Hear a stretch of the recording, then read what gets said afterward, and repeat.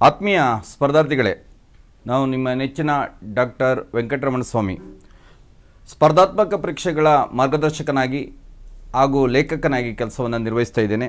ಇವತ್ತು KEA STA ಎಕ್ಸಾಮನ್ನು conduct ಮಾಡಿದೆ.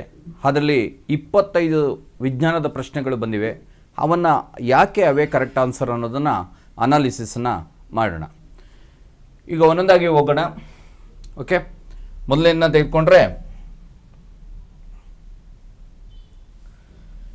ಈ ಕೆಳಗಿನ ಹೇಳಿಕೆಗಳನ್ನು ಗಮನಿಸಿ. ಕೆಳಗೆ ಸ್ಟೇಟ್ಮೆಂಟ್ ಕೊಟ್ಟಿದ್ದಾನೆ, ಇದನ್ನು ನೋಡಿ ಗಮನಿಸಿ. ಸ್ಟೇಟ್ಮೆಂಟ್ ಕೊಟ್ಟಿದ್ದಾನೆ, ಹೀಲಿಯಂ ಅನಿಲವನ್ನು ಲಿಫ್ಟಿಂಗ್ ಅನಿಲವಾಗಿ ಉಪಯೋಗಿಸಲಾಗುತ್ತದೆ. ಅಂದರೆ ಇದೊಂದು ಹಗುರವಾದಂಥ ಅನಿಲ, ಆದ್ದರಿಂದ ಇದನ್ನು ಲಿಫ್ಟಿಂಗ್ ಏರ್ ಬಲೂನ್ಗಳಲ್ಲಿ ಮತ್ತು ಹೆಲಿಕಾಪ್ಟರ್ಗಳಲ್ಲಿ ಲಿಫ್ಟಿಂಗಲ್ಲಿ ಇದನ್ನು ಬಳಸ್ತಾರೆ. ಇದು ಸರಿಯಾಗಿದೆ ಸ್ಟೇಟ್ಮೆಂಟು. ಓಕೆ, ಹೀಲಿಯಂ ಅತಿ ಹಗುರವಾದ ಅನಿಲ. ಈ ಸ್ಟೇಟ್ಮೆಂಟು ರಾಂಗ್ ಆಗಿದೆ. ಕಾರಣ, ಅತಿ ಅಂತಂದರೆ ಲೈಟೆಸ್ಟ್ ಅನ್ನುವಂಥ ಪದವನ್ನು ಇಂಗ್ಲೀಷಲ್ಲಿ ಹೇಳುತ್ತೆ. ಲೈಟೆಸ್ಟ್ ಅಂದಾಗ ಹೈಡ್ರೋಜನ್ ಅತ್ಯಂತ ಹಗುರವಾದ ಅನಿಲ. ಅದನ್ನು ಬಿಟ್ಟರೆ ಹೀಲಿಯಂ ನೆಕ್ಸ್ಟ್ ಹಗುರವಾದಂಥ ಅನಿಲ. ಅತಿ ಎನ್ನುವಂಥ ಪದ ಇಲ್ಲ, ಹಗುರವಾದ ಅನಿಲ ಕರೆಕ್ಟಾಗಿ ಆಗುತ್ತೆ. ಓಕೆ, ಅದರಿಂದ ಈ ಸ್ಟೇಟ್ಮೆಂಟು ಇಲ್ಲಿಗೆ ನೋಡೋದಾದರೆ ತಪ್ಪಿದೆ. ಹೀಲಿಯಂ ಒಂದು ಸ್ಫೋಟಿಸದ, ಎಕ್ಸ್ಪ್ಲೋಸ್ ಆಗದ.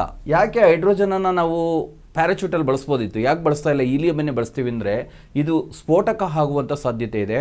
ಹೈಡ್ರೋಜನ್ ಒಂದು ಅತಿ ಹೆಚ್ಚು ಕ್ಯಾಲೋರಿ ಮೌಲ್ಯವನ್ನು ಹೊಂದಿರುವಂಥ ಅನಿಲ, ಅದರಿಂದ ಇದನ್ನು ನಾವು ಪ್ಯಾರಾಚೂಟಲ್ಲಿ ಬಳಸಲ್ಲ. ಅದರಿಂದ ಸ್ಫೋಟಿಸದ ಅನ್ನೋದು ಕರೆಕ್ಟಾಗಿದೆ. ಇದೊಂದು ಜಡ ಅನಿಲ, ಇಂಗ್ಲೀಷಲ್ಲಿ ಇನರ್ಟ್ ಗ್ಯಾಸ್ ಅಂತ ಹೇಳ್ತೀವಿ. ಪಿರಿಯಾಡಿಕ್ ಟೇಬಲಲ್ಲಿ 18th ಗ್ರೂಪ್ನಲ್ಲಿ ಕಂಡುಬರ್ತವೆ. ಯಾವ್ಯಾವ ಅಂದರೆ helium, neon, argon, krypton, xenon, radon. Okay, ಒಗೇಸಾನ್ ಅಂತ ಈಗ ಇನ್ನೊಂದು ಹ್ಯಾಡಪ್ ಆಗಿದೆ. ಇವೆಲ್ಲವೂ ಕೂಡ ಜಡ ಅನಿಲಗಳು. ಯಾಕೆಂದರೆ ಕೊನೆ ಆರ್ಬಿಟ್ನಲ್ಲಿ 8 ಎಲೆಕ್ಟ್ರಾನ್ಗಳನ್ನು ಹೊಂದಿರ್ತವೆ. ಎಲೆಕ್ಟ್ರಾನ್ಗಳನ್ನು ಸೇರಿಸ್ಕೊಳ್ಳೋಕ್ಕಾಗಲಿ ಎಲೆಕ್ಟ್ರಾನ್ಗಳನ್ನು ಕೊಡೋಕ್ಕಾಗಲಿ ಸಾಧ್ಯತೆ ಇಲ್ಲ.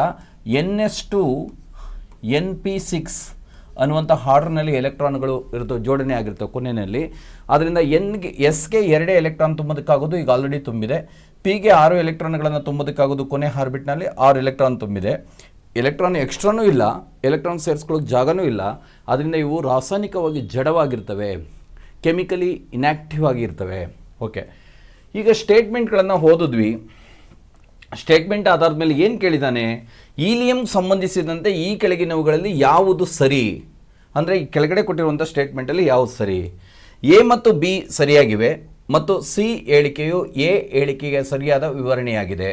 ಇದು ಅಷ್ಟೊಂದು ಸಮಂಜಸ ಅಲ್ಲ, ಇಲ್ಲೇ ಹೇಳ್ತಾ ಇದೆ A ಮತ್ತು C ಸರಿಯಾಗಿವೆ, B ಹೇಳಿಕೆಯು Aಗೆ ಸರಿಯಾದ ವಿವರಣೆಯಾಗಿದೆ ಅನ್ನೋದು ಕರೆಕ್ಟ್ ಆನ್ಸರು. ಕಾರಣ ಏನು ಅಂತಂದರೆ A ಮತ್ತು C ಸರಿ ಇದೆ, ಒಪ್ಕೊಳ್ತೀರಾ.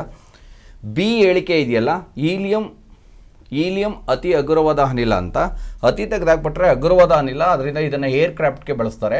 ಇದಕ್ಕೆ ಪೂರಕವಾಗಿರುವಂಥದ್ದು ಈ B ಆಪ್ಷನ್ಸ್, ಅಂದರೆ 2 ಆಪ್ಷನ್ಸು ಇದರಲ್ಲಿ ಕರೆಕ್ಟಾಗಿರುವಂಥ ಉತ್ತರ. ಇದು ಒಂದು ಸ್ವಲ್ಪ ನಿಮಗೆ ಲಾಜಿಕ್ ಸೆನ್ಸನ್ನು ಬಳಸಿ ಆನ್ಸರನ್ನು ಮಾಡಬೇಕಾಗುತ್ತೆ. ಕರೆಕ್ಟಾಗಿ ಕೊಟ್ಟಿದ್ದಾನೆ. ಓಕೆ, ಇದು ಸರಿಯಾಗಿದೆ ಅಂದಮೇಲೆ ಇನ್ನು ಉಳಿದಂಥ 3 ಸ್ಟೇಟ್ಮೆಂಟ್ಗಳು ಸರಿಯಾಗಿರೋದಿಲ್ಲ. ಮುಂದೆ ಹೋಗೋಣ. ಓಕೆ, ನೆಕ್ಸ್ಟ್ ಪ್ರಶ್ನೆ, ಕೆಳಗಿನ ಯಾವ ಹೇಳಿಕೆಗಳು ನೀರಿನ ಕುದಿಯುವ ಬಿಂದಿಗೆ ಸಂಬಂಧಿಸಿದಂತೆ ತಪ್ಪಾದ ಹೇಳಿಕೆಗಳಾಗಿವೆ. BP ಅಂತ ಹೇಳ್ತೀವಿ, ಬಾಯ್ಲಿಂಗ್ ಪಾಯಿಂಟ್ ಅಂತ ಹೇಳ್ತೀವಿ. ನೀರಿನ ಕುದಿ ಬಿಂದುಗೆ ಸಂಬಂಧಪಟ್ಟಂತೆ ಹೇಳಿದ್ದಾನೆ. A ಆಪ್ಷನ್ಸಲ್ಲಿ ಹೇಳಿದ್ದಾನೆ ನೀರಿನ ಕುದಿಯುವ ಬಿಂದು ಎತ್ತರದ ಬದಲಾವಣೆಯಾಗಂತೆ ಬದಲಾಗುತ್ತದೆ. ಇದು ಸರಿಯಾಗಿದೆ. ಆಲ್ಟಿಟ್ಯೂಡ್ ಚೇಂಜಸ್ ಆದಂಗೆ ಆ ಕುದಿಯುವ ಬಿಂದು ಕೂಡ ಚೇಂಜಸ್ ಆಗುತ್ತೆ. ನೋಡಿ, ಸಮುದ್ರದ ಹತ್ತಿರದಲ್ಲಿ ಬೇಗ ನೀರು ಕುದಿಯುತ್ತೆ, ಅದೇ ನಾವು ಹಿಮಾಲಯದ ಪರ್ವತಕ್ಕೆ ಎದಕ್ಕೆ ತೆಗೆದುಕೊಂಡು ನಿಧಾನ ಆಗುತ್ತೆ. ಅದು ಸರಿಯಾಗಿರುವಂಥ ಸ್ಟೇಟ್ಮೆಂಟು. ನೀರಿನ ಕುದಿಯೋ ಬಿಂದು ಆವಿಯಾಗದ ದ್ರವ್ಯಗಳು ಹೆಚ್ಚಾದಂತೆ ಹೆಚ್ಚಾಗುತ್ತದೆ. ಇದು ಕೂಡ ವೋಲಟೈಲ್ ಅಂತ ಇದೆ. ಈ ಸ್ಟೇಟ್ಮೆಂಟ್ ಕೂಡ ಕರೆಕ್ಟ್ ಆಗುತ್ತೆ. ನೀರಿನ ಕುದಿಬಿಂದು ಯಾವಾಗಲೂ 100 ಡಿಗ್ರಿ ಸೆಂಟಿಗ್ರೇಡ್, ಇದು ಬದಲಾಗುವುದಿಲ್ಲ. ಇದು ತಪ್ಪು. ನಿಮ್ಗೆ ಗೊತ್ತಿದೆ, ಕುಕ್ಕರಲ್ಲಿ ಬೇಗ ಅಡುಗೆ ಆಗುತ್ತೆ ಅಂದರೆ ನೀರಿನ ಕುದಿಬಿಂದು 120ರಿಂದ 140ವರೆಗೂ ಹೊರಟೋಗ್ಬಿಡುತ್ತೆ. ಈ ಥರದ ವೇರಿಯೇಷನ್ ಆಗುತ್ತೆ. ನೀರಿನ ಕುದಿಯುಬಿಂದು ಹೊರಗಿನ ಒತ್ತಡ ಹೆಚ್ಚಿದಂತೆ ಕಡಿಮೆ ಆಗುತ್ತದೆ. ಹೊರಗಿನ ಒತ್ತಡ ಹೆಚ್ಚಿಗೆ ಆದಂತೆ ಕಡಿಮೆ ಆಗುತ್ತೆ. ಈ ಸ್ಟೇಟ್ಮೆಂಟ್ ಕೂಡ ಸರಿ ಇಲ್ಲ, ಅಂದರೆ C ಮತ್ತು D ಸರಿ ಇಲ್ಲ. ಇದಕ್ಕೆ ಆಪ್ಷನ್ಸನ್ನು ನೋಡೋದಾದರೆ ಡಿ. ಸಿ ಮತ್ತು ಡಿ. ಎ ಮತ್ತು ಬಿ ಸಿ ಅಂತ ಹೇಳಿದಾನೆ, ಅದು ತಪ್ಪು. ಸಿ ಮತ್ತು ಡಿ ಅಂತ ಹೇಳ್ತಾನೆ, ಇದು ತಪ್ಪು. ಮತ್ತು ಬಿ ಸಿ ಡಿ ಅದು ಸರಿ ಸಾಧ್ಯತೆ ಇಲ್ಲ. ಬಿ ಮತ್ತು ಸಿ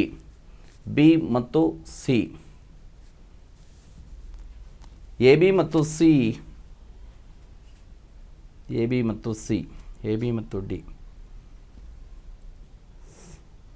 ಎರಡನೇದು ಸಿ ಮತ್ತು ಡಿ ಅನ್ನುವಂಥ ಇದು ತಪ್ಪು ಹೇಳಿಕೆ ಕೇಳಿರೋದ್ರಿಂದ ತಪ್ಪು ಹೇಳಿಕೆ ಯಾವುದು ಅಂತ ಅಂದರೆ ಸಿ ಮತ್ತು ಡಿ ಅನ್ನೋದು ಕರೆಕ್ಟ್ ಆದಂಥ ಸ್ಟೇಟ್ಮೆಂಟ್ ಆಗುತ್ತೆ ಇದರೊಳಗೆ. ಓಕೆ, ನೆಕ್ಸ್ಟ್ ಹೋಗೋಣ.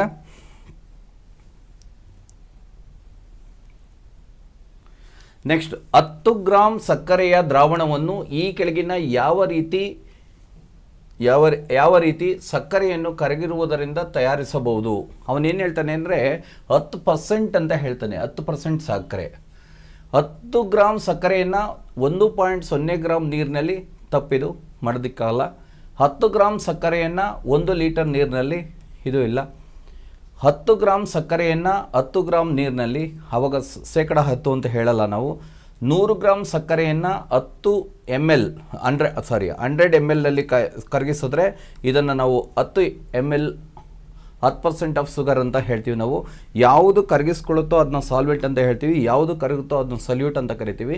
ಇಲ್ಲಿ ನೀರು ಇದನ್ನು ತೆಗೆದುಕೊಂಡ್ರೆ, ನೀರನ್ನು ಸಾಲ್ವೆಂಟು ದ್ರಾವಕ ಅಂತ ತೆಗೆದುಕೊಂಡ್ರೆ ಇದು ದ್ರಾವ್ಯ ಆಗುತ್ತೆ ಸಕ್ಕರೆ.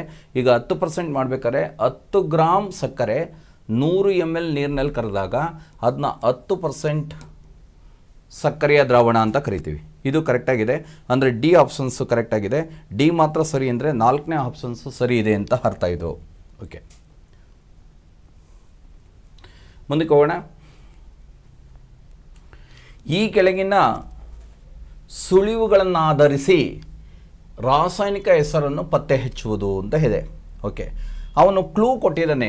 ಕ್ಲೂ ಬೇಸಿಸ್ ಮೇಲೆ ಯಾವುದು ಸರಿ ಅನ್ನೋದನ್ನು ಮರೀರಿ ಅಂತ ಹೇಳಿದ್ದಾನೆ. ಸುಳಿವು ಒಂದು ಏನನ್ನು ಕೊಟ್ಟಿದ್ದಾನೆ, ಒಂದು ಸೂಚನೆಯನ್ನು ಏನು ಕೊಟ್ಟಿದ್ದಾನೆ, ಒಂದನೇ ಸುಳಿವು, ಇದನ್ನು ಮಾಯಿಶ್ಚರೈಸಿಂಗ್ ಕ್ರೀಮ್ಗಳಲ್ಲಿ ಉಪಯೋಗಿಸಲಾಗುತ್ತದೆ. ಮಾಯಿಶ್ಚರೈಸಿಂಗ್ ಕ್ರೀಮ್ಗಳಲ್ಲಿ ಅಂದರೆ ತೇವಾಂಶವನ್ನು ಒದಗಿಸುವಂಥ ಕ್ರೀಮ್ಗಳಲ್ಲಿ ಬಳಸಲಾಗುತ್ತದೆ ಅಂತ ಹೇಳ್ತಾನೆ. ಏನು ಅಕ್ರಾಲಿಕ್ ಆಮ್ಲವನ್ನು ಬಳಸಲ್ಲ, ಅಸಿಟೋನನ್ನು ಬಳಸಲ್ಲ, ಇದನ್ನು ಉಗುರು ಬಣ್ಣವನ್ನು ತೆಗೆಯೋದಕ್ಕೆ ಬಳಸ್ತಾರೆ. ಗ್ಲಿಸರಿನ್ ಅನ್ನೋದು ಕರೆಕ್ಟ್ ಆನ್ಸರ್ ಆಗುತ್ತೆ. ಓಕೆ, ನೋಡೋಣ ಮುಂದೆ ಇನ್ನು ಉಳಿದಂಥ ಕ್ಲೂಗಳನ್ನು ನೋಡೋಣ. ಇದು ಪೊಟ್ಯಾಷಿಯಂ ಪರ್ಮ್ಯಾಂಗನೇಟ್ KMnO4 ಜೊತೆ ಪೊಟ್ಯಾಷಿಯಂ ಪರ್ಮ್ಯಾಂಗನೇಟ್ ಜೊತೆ ವರ್ತಿಸಿದಾಗ ಬೆಂಕಿಯನ್ನು ಉತ್ಪಾದಿಸುತ್ತದೆ. ಇದೊಂದು ಆಕ್ಸಿಡೈಸಿಂಗ್ ಏಜೆಂಟ್, ಉತ್ಕರ್ಷಣಕಾರಿ KMnO4. ಅದೇ ರಿಯಾಕ್ಟ್ ಮಾಡಲ್ಲ, ಇದ್ರ ಜೊತೆ ಕಾಯಿಸಿದ್ರೆ, ಗ್ಲಿಸರಿನ್ ಜೊತೆ ಕಾಯಿಸಿದಾಗ ಏನಾಗುತ್ತೆ ಅಂದರೆ ಫ್ಲೂಮ್ ಬರುತ್ತೆ. ಇದು ಕರೆಕ್ಟಾಗಿದೆ, ಇದಕ್ಕೂ ಕೂಡ ಗ್ಲಿಸರಿನ್ ಕರೆಕ್ಟ್ ಆನ್ಸರ್ ಆಗುತ್ತೆ. ಇದನ್ನು ಸ್ಯಾನಿಟೈಸರ್ಗಳಲ್ಲಿ ಯಥೇಚ್ಛವಾಗಿ ಬಳಸಲಾಗುತ್ತದೆ. ಸ್ಯಾನಿಟೈಸರ್ನ ಕ್ವಾಲಿಟಿಯನ್ನು ಎನ್ಹ್ಯಾನ್ಸ್ ಮಾಡೋದಕ್ಕೆ ನಾವು ಏನು ಮಾಡ್ತೀವಿ, ಈಥೈಲ್ ಆಲ್ಕೋಹಾಲನ್ನು ಬಳಸ್ತೀವಿ. ಅದು ಎಫೆಕ್ಟಿವ್ ಆಗಿ ವರ್ಕ್ ಮಾಡೋದಕ್ಕೆ ಗ್ಲಿಸರಾಲ್ ಅಂದರೂ ಒಂದೇ, ಗ್ಲಿಸರಿನ್ ಅಂದರೂ ಒಂದೇ. ಇದನ್ನು ನಾವು ಒನ್ ಆಫ್ ದಿ ಕಾಂಪೊನೆಂಟಾಗಿ ಬಳಸಿರ್ತೀವಿ, ಒನ್ ಆಫ್ ದಿ ಇಂಗ್ರೀಡಿಯೆಂಟಾಗಿ ಬಳಸಿರ್ತೀವಿ. ಅದನ್ನು ಮೂರಕ್ಕೂ ಕರೆಕ್ಟ್ ಆನ್ಸರ್ ಯಾವುದು ಅಂದರೆ ಮೂರನೇದು ಗ್ಲಿಸರಿನ್ ಅನ್ನೋದು ಕರೆಕ್ಟ್ ಆನ್ಸರ್. ಗ್ಲಿಸರಿನ್ ಸ್ವಲ್ಪ ಟ್ರಿಕ್ಕಿಯಾಗಿ ಕೊಟ್ಟಿದ್ದಾನೆ, ಸ್ವಲ್ಪ ಓದಿ ನೀಟಾಗಿ ಬರಿಬೇಕಾಗುತ್ತೆ, ನೋಡ್ಕೊಂಡು ಬರಿಬೇಕು. ನೆಕ್ಸ್ಟ್ ಹೋಗೋಣ. ಈ ಕೆಳಗೆ ಕೊಟ್ಟಿರುವ ಜೋಡಿಗಳಲ್ಲಿ ವಿಟಮಿನ್ಗಳು ಮತ್ತು ರೋಗಗಳಿಗೆ ಸಂಬಂಧಿಸಿದಂತೆ ಯಾವ ಜೋಡಿಗಳು ಸರಿಯಾಗಿ ಹೊಂದಾಣಿಕೆಯಾಗಿವೆ ಅಂತ ಕೇಳಿದ್ದಾನೆ. ಓಕೆ, ನೋಡೋಣ ಏನೇನು ಆಗುತ್ತೆ ಅನ್ನೋದನ್ನು. ಹೇಮಂತ್, ವಿಟಮಿನ್ ಬಿ ಪಿರಿಡಾಕ್ಸಿನ್ ಅಂತ ಹೇಳ್ತೀವಿ, ಕನ್ವಲ್ಸನ್ಸ್ ಅಂತ ಹೇಳಿದ್ದಾನೆ. ಇದು ಕನ್ವಲ್ಸನ್ಸ್ ಅನ್ನೋದು ಸರಿ ಇದೆ. ಓಕೆ, ಸರಿ ಇದೆ. ವಿಟಮಿನ್ B12 ಫರ್ನಿಷಿಯನ್ ಅನಿಮಿಯಾ ಅಂತ ಇದೆ, ಅನಿಮಿಯನ ತರುತ್ತೆ, ಫರ್ನಿಷಿಯನ್ ಅನಿಮಿಯಾನ ತರಲ್ಲ, ಇದು ತಪ್ಪಾಗಿದೆ. ವಿಟಮಿನ್ ಎ ಕಡಿಮೆ ಆದರೆ ನಿಮಗೆ ಗೊತ್ತಿದೆ ನೈಟ್ ಬ್ಲೈಂಡ್ನೆಸ್ ಬರುತ್ತೆ. ನೈಟ್ ಬ್ಲೈಂಡ್ನೆಸ್ ಒಂದು ಅಪೌಷ್ಟಿಕತೆ, ವಿಟಮಿನ್ ಎ ಕಡಿಮೆ ಆಗೋದ್ರಿಂದ ಬರೋದು ನೈಟ್ ಬ್ಲೈಂಡ್ನೆಸ್. ರಾತ್ರಿ ಕುರುಡು ಅಂತ ಕರಿತೀವಿ. ರಾತ್ರಿ ಕುರುಡನ್ನು ವಿಟಮಿನ್ ಎಯನ್ನು ತೆಗೆದುಕೊಳ್ಳೋದ್ರಿಂದ ಸರಿಪಡಿಸ್ಬಿಡ್ಬೋದು. ನೀವು ಇನಿಷಿಯಲ್ ಸ್ಟೇಜಲ್ಲಿ ಇದನ್ನು ಸರಿಪಡಿಸಿಲ್ಲ ಅಂದರೆ ಕೊನೆ ಹಂತಕ್ಕೆ ತಲುಪಿಡುತ್ತೆ. ಅದನ್ನೇ ನಾವು ಕ್ಸೆರಾಫ್ಥಾಲ್ಮಿಯಾ ಅಂತ ಕರಿತೀವಿ, ಕಣ್ಣು ಬರಡಾಗುವುದು, ಐ ಡ್ರೈ ಡಿಸೀಸ್ ಅಂತಲೇ ಕರೀತಾರೆ ಇದನ್ನು. ಅದರಿಂದ ಎ ಮತ್ತು ಸಿ ಅನ್ನೋದು ಕರೆಕ್ಟಾಗಿದೆ. ಇಲ್ಲಿ ಎ ಮತ್ತು ಸಿ ಅಂದರೆ ಸಿ ಆಪ್ಷನ್ಸ್ ಇದೆ, ಎ ಮತ್ತು ಸಿ ಅನ್ನೋದು ಕರೆಕ್ಟ್ ಆನ್ಸರ್ ಇದರೊಳಗೆ. ಓಕೆ, ನೆಕ್ಸ್ಟ್ ಹೋಗೋಣ.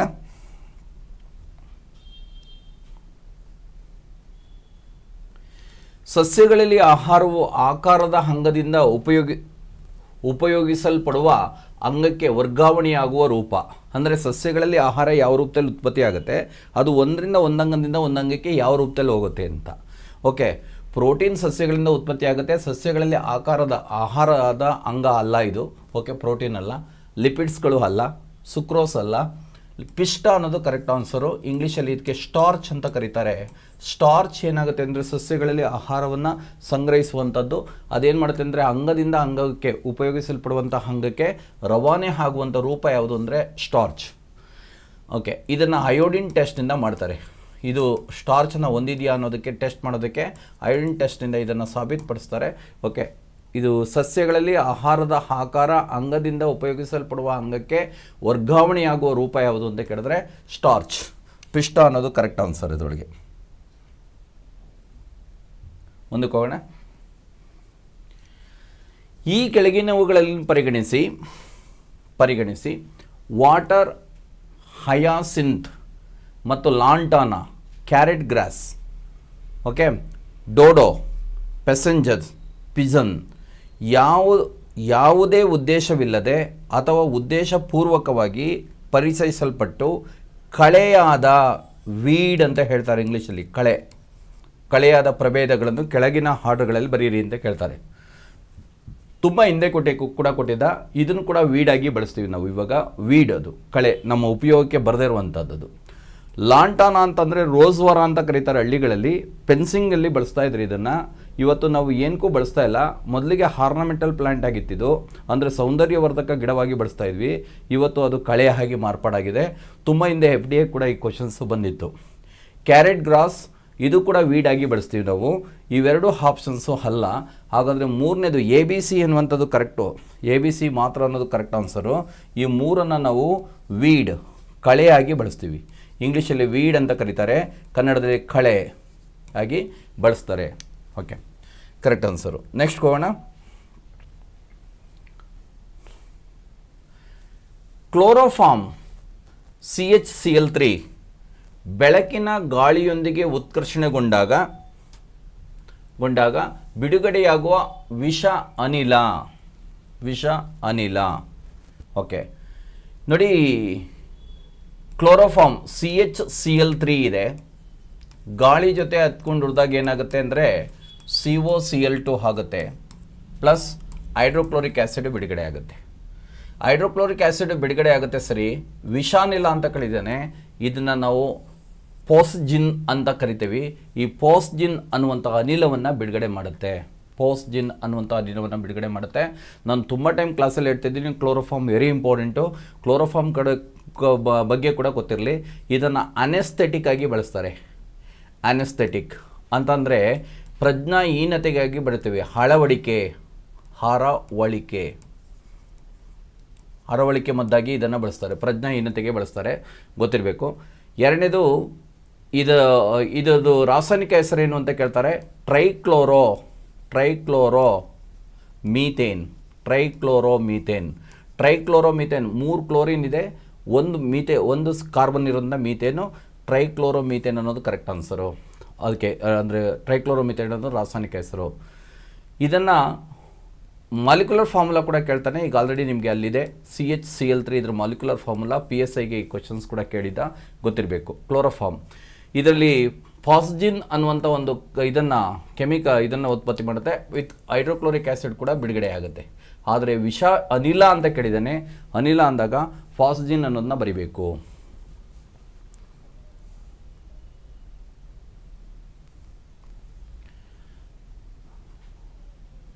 ನೆಕ್ಸ್ಟ್,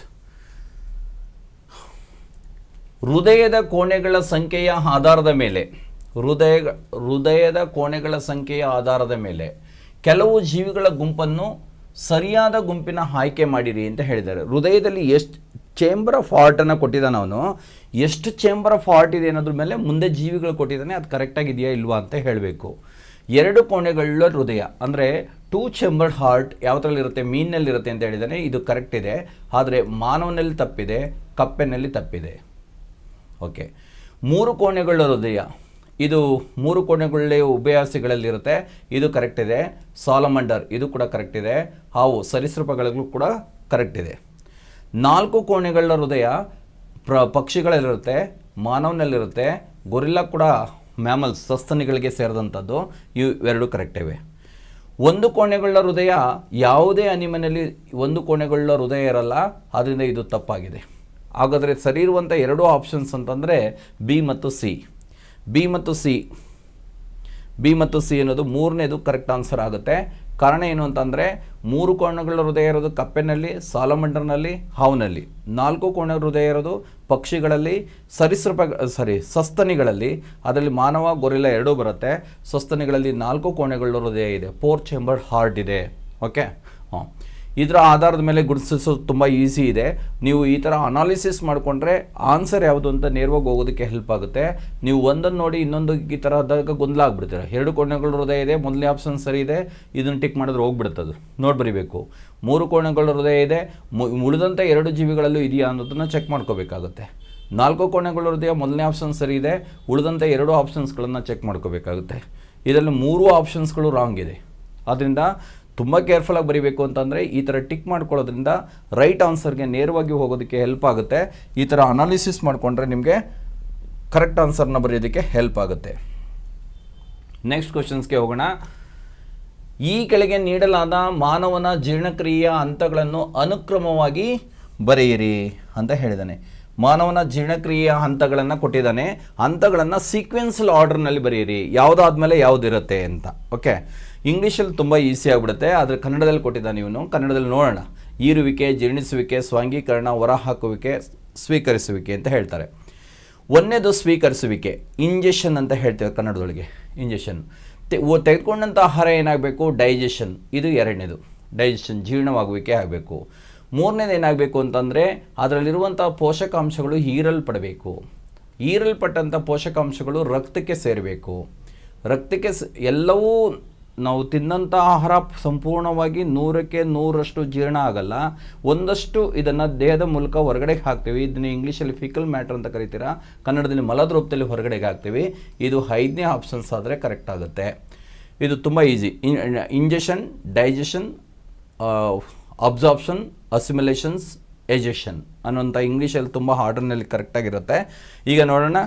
ಇ ಅನ್ನೋದು 1ನೇದು, ಓಕೆ, ಬಿ ಅನ್ನೋದು 2ನೇದು, ಎ ಅನ್ನೋದು 3ನೇದು, ಸಿ ಅನ್ನೋದು 4ನೇದು, ಡಿ ಅನ್ನೋದು 5ನೇದು. ಹಾಗಾದರೆ ಯಾವ ಆಪ್ಷನ್ಸ್ ಕರೆಕ್ಟು ಅಂತಂದರೆ ಸೆಕೆಂಡ್ ಒನ್ ಕರೆಕ್ಟ್ ಆನ್ಸರು. ಇದು ಜೀರ್ಣಕ್ರಿಯೆಯ ಹಂತಗಳನ್ನು ಆರ್ಡ್ರ್ನಲ್ಲಿ ಬರೆಯೋದಕ್ಕೆ ಕೊಟ್ಟಿದ್ದಾನೆ. ಓಕೆ, ಸ್ವಲ್ಪ ಗೊಂದಲ ಆಗಿಬಿಟ್ರೆ ಹೋಗ್ಬಿಡುತ್ತೆ. ನೋಡಿ ಬರೀಬೇಕು ಇದನ್ನ. ಓಕೆ, ಮೊದಲಿಗೆ ಆಹಾರ ತೆಗೆದುಕೋಬೇಕು, ತೆಗೆದುಕೊಂಡಂಥ ಆಹಾರ ಜೀರ್ಣ ಆಗಬೇಕು, ಜೀರ್ಣ ಆದಂಥ ಆಹಾರ ಸಣ್ಣ ಕರಳಿನಲ್ಲಿ ವಿಲೇಯಗಳ ಮೂಲಕ ಹೀರಲ್ಪಡಬೇಕು, ಹೀರಲ್ಪಟ್ಟಂಥ ಆಹಾರ ಸ್ವಾಂಗೀಕರಣ ಅಂದರೆ ರಕ್ತಕ್ಕೆ ಸೇರಬೇಕು, ರಕ್ತಗತ ಆಗಬೇಕು, ರಕ್ತಗತ ಆದಮೇಲೆ ದೇಹಕ್ಕೆ ಸೇರಿಕೊಳ್ಳುತ್ತೆ. ಉಳಿದಂಥ ದೇಹದಲ್ಲಿರುವಂಥ ವೇಸ್ಟು, ಜೀರ್ಣಕ್ರಿಯೆಯಿಂದ ಬಂದಂಥ ವೇಸ್ಟು ದೇಹದಿಂದ ಹೊರಗಡೆ ಹಾಕ್ತೀವಿ. ಇದೇ ಆರ್ಡ್ರ್ನಲ್ಲಿ ಮೊದಲಿಗೆ ಒಂದು ಮಾರ್ಕ್ ಮಾಡಿಕೊಂಡು ಪೆನ್ಸಿಲ್ನಲ್ಲಿ ಈ ಥರ ಕರೆಕ್ಟಾಗಿ ಬರೆಯೋದ್ರಿಂದ ರೈಟ್ ಆನ್ಸರ್ನ ಚೂಸ್ ಮಾಡೋದಕ್ಕೆ ಹೆಲ್ಪ್ ಆಗುತ್ತೆ. Next very important questions. FDA ಪೇಪರ್ನ ಕೊಟ್ಟಾದಮೇಲೆ ಆಲ್ಮೋಸ್ಟ್ ನನಗೆ ಐಡಿಯಾ ಇಲ್ಲ, FDA ಪೇಪರ್ ಸೆಟ್ ಮಾಡಿರೋರು SDA ಮಾಡ್ತಾರೆ ಅಂತ ಅಂದ್ಕೊಂಡ್ರೆ ಅಲ್ಲೇನು ಕ್ವಶನ್ಸ್ ಕೊಟ್ಟಿದ್ನೋ ಅದನ್ನ ಸಂಪೂರ್ಣವಾಗಿ ಓದ್ಬಿಟ್ರೆ ಬಂದುಬಿಡುತ್ತೆ. ಇದ್ರ ಮೇಲೆ FDA ಒಂದು ಕ್ವಶನ್ಸ್ ಕೊಟ್ಟಿದ್ದ. ಒಂದು ಬೀಕರ್ನಲ್ಲಿ ನೀರು ತೆಗೆದುಕೊಂಡು ಒಂದು ಐಸ್ ಕ್ಯೂಬನ್ನು ಹಾಕಿದ್ರೆ ನೀರು ಹೊರಗಡೆ ಬರುತ್ತೆ. ಐಸ್ ಕ್ಯೂಬ್ ಕರಗೋದು ಮೂಲಕ ಏನಾಗುತ್ತೆ, ಅದು ಆರ್ಕಿಮಿಡಿಸ್ ತತ್ವದ ಮೇಲೆ ಇತ್ತು. ಅಂದರೆ ಆರ್ಕಿಮಿಡಿಸ್ ತತ್ವ ಬರುತ್ತೆ ಅಂತ ಗೊತ್ತಿದ್ದು ಕರೆಕ್ಟಾಗಿ ಓದ್ಕೊಂಡಿದ್ರೆ ಇದರಲ್ಲಿ ಕೂಡ ಆನ್ಸರ್ ಮಾಡೋದಕ್ಕೆ ಹೆಲ್ಪ್ ಆಗ್ತಿತ್ತು ಅಂತ ಹೇಳ್ತಾ ನೋಡೋಣ ಏನಾಗುತ್ತೆ ಅಂತ. ಯಾವುದು ಕರೆಕ್ಟ್ ಆನ್ಸರು, ಯಾಕೆ ಅಂತ ನೋಡೋಣ. ಒಂದು ವಸ್ತುವನ್ನು ಸಂಪೂರ್ಣವಾಗಿ ಅಥವಾ ಭಾಗಶಃ, ಒಂದು ವಸ್ತುವನ್ನು ಸಂಪೂರ್ಣವಾಗಿ ಅಂತಂದರೆ ವಸ್ತು ಪೂರ್ತಿ ನೀರಿನಲ್ಲಿ ಮುಳುಗಿಸೋದು. ಭಾಗಶಃ ಅಂದರೆ ಪಾರ್ಷಿಯಲಿ, ಒಂದು ಸ್ವಲ್ಪ ಮುಳುಗಿದಾಗ ಅದರ ಪಾಲಟಗೊಂಡ ದ್ರವದ ತೂಕ ಹೊರಗಡೆಗೆ ಬಂದಂಥ ನೀರು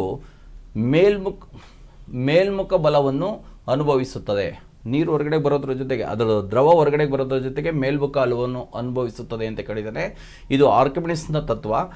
ಆರ್ಕಿಮಿಡಿಸ್ ಅನ್ನುವಂಥವ್ರು ಒಂದ್ಸಲ ಏನಾಗುತ್ತೆ, ರಾಜ ತನ್ನ ಇದಕ್ಕೆ ಕಿರೀಟಕ್ಕೆ ಎಷ್ಟು ಬಂಗಾರವನ್ನು ಬಳಸಿದ್ದಾರೆ ಅಂತ ಯಾರು ಕಂಡು ಹಿಡಿತೀರೋ ಅವರಿಗೆ ಬಹುಮಾನ ಕೊಡ್ತೀನಿ ಅಂತ ಹೇಳಿರ್ತಾರೆ. ಆರ್ಕಿಮಿಡಿಸ್ ಏನು ಮಾಡ್ತಾರೆ, ಸ್ನಾನ ಮಾಡ್ತಾ ಇರ್ತಾರೆ, ಒಂದು ಬಕೆಟಲ್ಲಿ ನೀರು ಇಟ್ಟಿರ್ತಾರೆ, ಜಗ್ಗನ್ನು ಹಾಕ್ತಾರೆ, ನೀರು ಹೊರಗಡೆಗೆ ಬರುತ್ತೆ. ಅವ್ರಿಗೊಂದು ಐಡಿಯಾ ಬಂದುಬಿಡುತ್ತೆ. ಐಡಿಯಾ ಬಂದದ್ದು ಏನು ಅಂತಂದರೆ, ಒಂದು ಟ್ಯಾಂಕಲ್ಲಿ ನೀರನ್ನು ತುಂಬಿಸ್ಬಿಟ್ಟು ಆ ಕಿರೀಟವನ್ನು ಇಟ್ಟರೆ ಕಿರೀಟದಷ್ಟೇ ತೂಕದ ನೀರು ಹೊರಗಡೆಗೆ ಬರುತ್ತೆ. ಆಗ ದ್ರವವನ್ನು ಮೆಸರ್ ಮಾಡುವಂಥ ಒಂದು ಇದಿತ್ತು, ಕೌಶಲ್ಯ ಗೊತ್ತಿತ್ತು. ಹಾಗೆ ಮೆಸರ್ ಮಾಡಿದ್ರೆ ಅರ್ಥ ಆಗಿಬಿಡುತ್ತೆ ಅಂತ. ಆದ್ದರಿಂದ ಅವರು ಸ್ನಾನದ ಮನೆಯಿಂದನೇ ಯುರೇಕಾ ಅಂತ ಹೊರಗಡೆಗೆ ಬಂದುಬಿಡ್ತಾರೆ. ಕನ್ನಡದಲ್ಲಿ ತಿಳಿಯಿತು ಅಂತ. ಇದು ಒಂದು ಕ್ವಶನ್ಸ್ ಕೇಳ್ತಾನೆ, ಸ್ನಾನದ ಮನೆಯಿಂದ ತಿಳಿಯಿತು ಅಂತ ಹೊರಬಂದ ವಿಜ್ಞಾನಿ ಯಾರು ಅಂತ, ಆರ್ಕಿಮಿಡಿಸ್. ಇದನ್ನು ಸೈಕಾಲಜಿನಲ್ಲಿ ಒಂದು ಕ್ವಶನ್ಸ್ ಕೇಳ್ತಾನೆ B.Ed ಅವ್ರಿಗೆ, ಇದು ಎಂಥ ಕಲಿಕೆ ಅಂತ. ಇದನ್ನ ಇನ್ಸೈಟ್ಫುಲ್ ಲರ್ನಿಂಗ್ ಅಂತ ಕರೀತಾರೆ, ಒಳನೋಟ ಕಲಿಕೆ ಅಂತ ಕರಿತೀವಿ. ಇದ್ದಕ್ಕಿದ್ದಂಗೆ ನಮ್ಮ ತಲೆಗೆ ಏನಾದ್ರು ಒಂದು ಐಡಿಯಾ ಬಂದುಬಿಟ್ರೆ ಅದನ್ನ ಇನ್ಸೈಟ್ಫುಲ್ ಲರ್ನಿಂಗ್ ಅಂತ ಕರಿತೀವಿ. ಇದು totally depending on Archimedes principle ಮೇಲೆ ಇದೆ, ಆರ್ಕಿಮಿಡಿಸ್ ತತ್ವದ ಮೇಲೆ ಇದೆ. ನೇರವಾಗಿ ಆನ್ಸರ್ನೇ ಹೇಳ್ಬಿಡ್ಬೋದು. ಆರ್ಕಿಮಿಡಿಸ್ ತತ್ವವನ್ನು ನೀವೆಲ್ಲಿ ನೋಡ್ತೀರಾ ಅಂತಂದರೆ, ದೋಣಿ ತೇಲೋದು, ಸಮುದ್ರದ ಮೇಲೆ ಶಿಫ್ಟ್ ಹಡಗು ತೇಲೋದು, ರಕ್ಷಣಾ ಕವಚ ಕೆಲಸ ನಿರ್ವಹಿಸುವಂಥ ತತ್ವ, ಇವೆಲ್ಲವೂ ಕೂಡ ಆರ್ಕಿಮಿಡಿಸ್ನ ತತ್ವದ ಮೇಲೆ ಇರುವಂಥವು. ಇವತ್ರ ಮೇಲೆ ಕ್ವಶನ್ಸನ್ನು ಕೇಳ್ತಾನೆ, ಗೊತ್ತಿರಲಿ. ಆರ್ಕಿಮಿಡಿಸ್ ತತ್ವ ಆಗಿದೆ ಅಂದರೆ ನ್ಯೂಟನ್ ಗುರುತ್ವ ನಿಯಮ ಇಲ್ಲ, ಓಕೆ, ಆಗೋದಕ್ಕೆ ಸಾಧ್ಯತೆ ಇಲ್ಲ. ಐನ್ಸ್ಟೈನ್ ಸಾಪೇಕ್ಷ ಸಾಂದ್ರತೆ ಕೂಡ ಆಗಲ್ಲ. ಬರ್ಲೌಲಿ ತತ್ವ ಕೂಡ ಇಲ್ಲ ಇದಕ್ಕೆ, ಓಕೆ. ಅದನ್ನು ಮುಂದಿನ ತರಗತಿಯಲ್ಲಿ ಬಂದಾಗ ಯಾವಾಗಾದ್ರೂ ನೋಡೋಣ.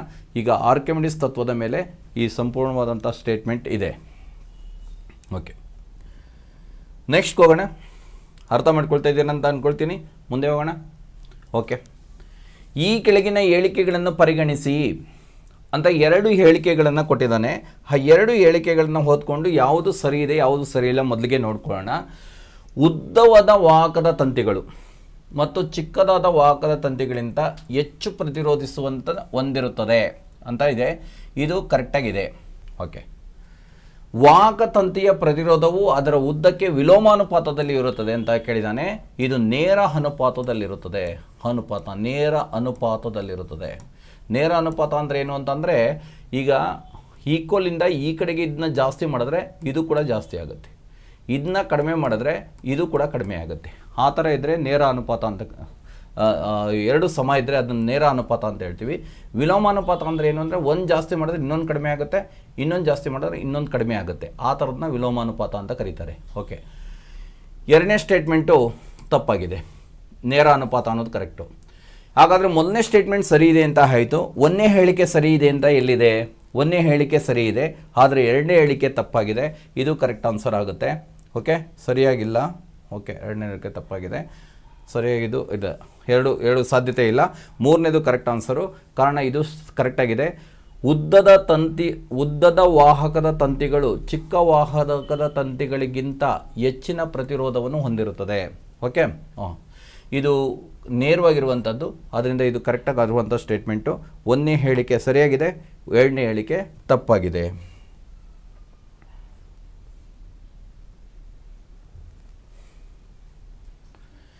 ನೆಕ್ಸ್ಟ್, ಹೊಂದಿಸಿ ಬರೆಯಿರಿ ಅಂತ ಕೇಳಿದ್ದಾನೆ. ಮ್ಯಾಥ್ಯೂ ಫಾಲೋಯಿಂಗನ್ನು ಕೊಟ್ಟಿದ್ದಾನೆ. A ಮತ್ತು B ಪಟ್ಟಿಗಳನ್ನು ಕೊಟ್ಟಿದ್ದಾನೆ. ಪಟ್ಟಿ 1 ಮತ್ತು ಪಟ್ಟಿ 2 ಹೊಂದಿಸಿ ಬರೆಯಿರಿ ಅಂತ ಹೇಳಿದ್ದಾನೆ. ಕಂಪನದ ಆವೃತ್ತಿ ಅಂತ ಹೇಳಿದ್ದಾರೆ. ಕಂಪನದ ಆವೃತ್ತಿ ಅಂತಂದರೆ ಫ್ರೀಕ್ವೆನ್ಸಿ ಅಂತ ಹೇಳ್ತಿರಲ್ಲ, ಅದು. ಫ್ರೀಕ್ವೆನ್ಸಿ ಅಂದರೆ ಏನು ಅಂತಂದರೆ, 1 ಸೆಕೆಂಡಿನಲ್ಲಿ ಉಂಟಾದ ಕಂಪನಗಳ ಸಂಖ್ಯೆ. ಇದು ನೇರವಾಗಿ ಗೊತ್ತಿರುವಂಥದ್ದು, ತುಂಬ ಟೈಮ್ ಕೇಳಿದ್ದಾನೆ, ಗೊತ್ತಿರುತ್ತೆ. ಇದು ನೇರವಾಗಿರುವಂಥದ್ದು ಅಂತಂದರೆ 1ನೇದು ಹೇಗೆ 2ನೇದು, ಓಕೆ. ಹೇಗೆ 2ನೇದು B ಕಾಲಾವಧಿ, ಒಂದು ಪೂರ್ಣ ಕಾಲಾವಧಿಯನ್ನು ತೆಗೆದುಕೊಳ್ಳುವಂಥ ಕಾಲ ಅಂತ ಇದೆ, ಓಕೆ. ಈ ಆಪ್ಷನ್ಸು ಸರೋಗ್ಬಿಡುತ್ತೆ. A 1 ಸೆಕೆಂಡಿನಲ್ಲಿ ಉಂಟಾದ ಕಂಪನಗಳ ಸಂಖ್ಯೆ. B ಒಂದು ಪೂರ್ಣ ಕಂಪನ ತೆಗೆದುಕೊಳ್ಳುವಂಥ ಕಾಲ, T ಅಂತ ಹೇಳ್ತೀವಿ ಇದನ್ನು, ಓಕೆ. C ಶಬ್ದದ ತಾರಕ ಅಂತಂದರೆ ಆಪ್ಟಿಟ್ಯೂಡನ್ನು ನಾವೇನಂತೀವಿ, ತಾರಕ ಅಂತ ಕರಿತೀವಿ. ಇದು ಸರಿ ಇದೆ, ಓಕೆ. ನೆಕ್ಸ್ಟ್ D 3ನೇದು ಸರಿ ಇದೆ, ಓಕೆ. ಅದರಿಂದ D 4ನೇ ಆನ್ಸರು ಸರಿಯಾಗಿದೆ. ಕಾರಣ ಇದು ಕಂಪನ ಆವೃತ್ತಿ ಏನನ್ನು ಅವಲಂಬಿಸಿರುತ್ತೆ ಅಂದರೆ, 1 ಸೆಕೆಂಡಿನಲ್ಲಿ ಉಂಟಾದ ಒಟ್ಟು ಕಂಪನಗಳನ್ನು ನಾವೇನಂತ ಕರಿತೀವಿ ಅಂದರೆ ಆವೃತ್ತಿ, ಫ್ರೀಕ್ವೆನ್ಸಿ ಅಂತ ಕರಿತೀವಿ. ಇದು ಕರೆಕ್ಟ್ ಆನ್ಸರ್.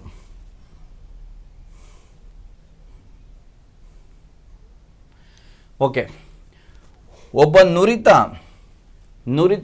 ಕ್ರಿಕೆಟಿಗ ಎಕ್ಸ್ಪೀರಿಯನ್ಸ್ಡ್ ಕ್ರಿಕೆಟರು ಒಂದು ಅಂದರೆ ಕ್ಯಾಚ್ ಹಿಡಿಯೋದು ಇದೆಲ್ಲ ಗೊತ್ತಿರುವಂಥವ್ರು ಅಂತ ಒಂದು ಪದ ಅಷ್ಟೇ. ಅದು ಒಂದು ಕ್ಯಾಚನ್ನು ಹಿಡಿಯುವಾಗ ತನ್ನ ಕೈಗಳನ್ನು ಕೆಳಗೆ ಮಾಡುತ್ತಾನೆ. ಹೀಗೆ ಮಾಡುವುದರ ವೈಜ್ಞಾನಿಕ ಕಾರಣ. ಕ್ಯಾಚ್ ಹಿಡಿದವ್ರು ಹೀಗೆ ಹಿಡಿದ್ಬಿಡಲ್ಲ, ಹಿಡ್ಕೊಂಡು ಹೀಗೆ ಹಿಂದಕ್ಕೆ ಬರ್ತಾರೆ. ಹಿಂದಕ್ಕೆ ಬರೋದನ್ನು ನೋಡಿರ್ತೀರ ನೀವು ಯೂಸ್ ಸಲ. ಕ್ಯಾಚ್ ಹಿಡಿಯೋದನ್ನ ಹೀಗೆ ಹಿಡಿದ್ಬಿಟ್ಟು ನಿಂತ್ಕೊಳ್ಳೋದಿಲ್ಲ, ಅಥವಾ ಕ್ಯಾಚನ್ನು ಒಂದೇ ಸಲ ಹಿಡಿಯೋಕ್ಕಾಗಲ್ಲ. ಹಿಡಿದಂಥ ಬಾಲನ್ನು ಹಿಡ್ಕೊಂಡು ಬಾಲ್ ಭೂಮಿಗೆ ಬಿಡದಂಗೆ ಹಿಂದಕ್ಕೆ ತಗೊಬರ್ತಾರೆ. ಹಿಂದಕ್ಕೆ ತಗೊಳ್ಳೋದು ಕ್ಯಾಚನ್ನು ಬಿಡಬಾರ್ದೆಂದು ಅಂತ ಅನ್ನೋದಲ್ಲ, ಇದು ಉದ್ದೇಶ ಅದಲ್ಲ. ಒಟ್ಟಲ್ಲಿ ಹಿಮ್ಮೆಟ್ಟಿಸುವ ಬಲವನ್ನು ಹೆಚ್ಚು ಸಮಯದವರೆಗೆ ಕಾಯಲೆಂದು, ಅದನ್ನ ನೂಕು ಬಲ ಇದೆಯಲ್ಲ, ಅದು ಹಿಮ್ಮೆಟ್ಟಿಸುವಂಥ ಬಲ ಇದೆಯಲ್ಲ, ಅದನ್ನ ಹೆಚ್ಚು ಸಮಯದ ಕಾಯುವಂಥ ಉದ್ದೇಶ ಇದು ಕರೆಕ್ಟಾಗಿದೆ. ಬಲವನ್ನು ಕಡಿಮೆ ಮಾಡೋದಕ್ಕೆ ತಪ್ಪಿದೆ. ಪ್ರೇಕ್ಷಕರ ತನ್ನೆಡೆಗೆ ಸೆಳೆಯಲು ಇದು ತಪ್ಪಿದೆ. ಅಂದರೆ ಹಿಮ್ಮೆಟ್ಟಿಸುವಂಥ ಬಲವನ್ನು ಕಡಿಮೆ ಮಾಡೋದಕ್ಕೋಸ್ಕರ ನಾವೇನು ಮಾಡ್ತೀವಿ, ಕೈಯನ್ನು ಕ್ಯಾಚ್ ಹಿಡಿದ್ಬಿಟ್ಟು ಕಾಡಿದಂಥ ಪ್ಲೇಸಲ್ಲಿ ಬಾಲನ್ನು ಸೇಫ್ಟಿ ನೋಡಿಕೊಂಡು ಹಿಂದಕ್ಕೆ ತಗೊಬರ್ತೀವಿ. ಆ ಹಿಮ್ಮೆಟ್ಟಿಸುವ ಬಲವನ್ನು ಹೆಚ್ಚು ಸಮಯದವರೆಗೆ ಕಾಯಲೆಂದು. ಓಕೆ, ಅದು ಇಲ್ಲದೇ ಕೈನಿಂದ ಜಾರುವಂಥ ಸಾಧ್ಯತೆ ಇದೆ. ಅದಕ್ಕೋಸ್ಕರ ಅದು ಹೋಗುವಂಥ ದಿಕ್ಕಿನಲ್ಲೇ ಮುಂದಕ್ಕೆ ತೆಗೆದುಕೊಂಡು ಹೋಗ್ತೀವಿ. ಓಕೆ, ನೆಕ್ಸ್ಟ್ ನೋಡೋಣ. ವಾಹನಗಳಲ್ಲಿ ನೀರನ್ನು ತಂಪಕ ಅಂದರೆ ಕೂಲೆಂಟ್ ಅಂತ ಇಂಗ್ಲೀಷಲ್ಲಿ. ನೋಡಿ, ಕನ್ನಡ ಪದಗಳು ಕೆಲವು ಸಮಯದಲ್ಲಿ ಕಷ್ಟ ಆಗ್ಬಿಡ್ತವೆ. ನೋಡಿ, ಇಂಗ್ಲೀಷ್ ಎಷ್ಟು ಈಸಿಯಾಗಿರುತ್ತೆ. ಕೂಲೆಂಟ್ ಅನ್ನುವಂಥ ಪದ ಇದು ನೋಡಿ ಎಷ್ಟು ಕಷ್ಟವಾಗಿದೆ. ತಂಪಕ ಎಂದು ಬಳಸಲು ಕಾರಣ. ಓಕೆ, ರೇಡಿಯೇಟರ್ನಲ್ಲಿ ಕೂಲೆಂಟನ್ನು ಬಳಸ್ತೀವಿ. ನಮ್ಮದು ಉಷ್ಣವಲಯ ಪ್ರದೇಶ, ನಾವು ನೀರನ್ನೇ ಬಳಸ್ತೀವಿ. ಶೀತವಲಯ ಪ್ರದೇಶದಲ್ಲಿ ನೀರನ್ನು ಬಳಸಿದ್ರೆ ಐಸ್ ಆಗಿಬಿಡುತ್ತೆ. ಅದಕ್ಕೋಸ್ಕರ ಅದಕ್ಕೆ ಈಥೈಲ್ ಗ್ಲೈಕಾಲನ್ನು ಹಾಕ್ತಾರೆ ಶೈತ್ಯ ನಿರೋಧಕವಾಗಿ, ಅಥವಾ ಮೆಥನಾಲನ್ನು ಹಾಕ್ತಾರೆ. ಓಕೆ, ಗೊತ್ತಿದೆ ನಿಮಗೆ. ಆದರೆ ಇಲ್ಲಿ ಪ್ರಶ್ನೆ ಏನು ಅಂದರೆ, ನೀರನ್ನು ತಂಪಕವಾಗಿ ಯಾಕೆ ಬಳಸ್ತಾರೆ, ಕೂಲೆಂಟಾಗಿ ಯಾಕೆ ವಾಹನಗಳಲ್ಲಿ ನೀರನ್ನು ಬಳಸ್ತಾರೆ ಅಂತ. ಇದರ ವಿಶಿಷ್ಟ ಉಷ್ಣ ಸಾಮರ್ಥ್ಯ ಹೆಚ್ಚಾಗಿರುತ್ತದೆ. ಇದು ಕರೆಕ್ಟ್ ಆನ್ಸರು. ಕಾರಣ ಇದು ಸ್ಪೆಸಿಫಿಕ್ ಹೀಟ್ ಅಂತ ಇಂಗ್ಲೀಷಲ್ಲಿ. Specific heat. ಓಕೆ, ವಿಶಿಷ್ಟ ಉಷ್ಣ ಅಂತ ಹೇಳ್ತೀವಿ ಕನ್ನಡದೊಳಗೆ.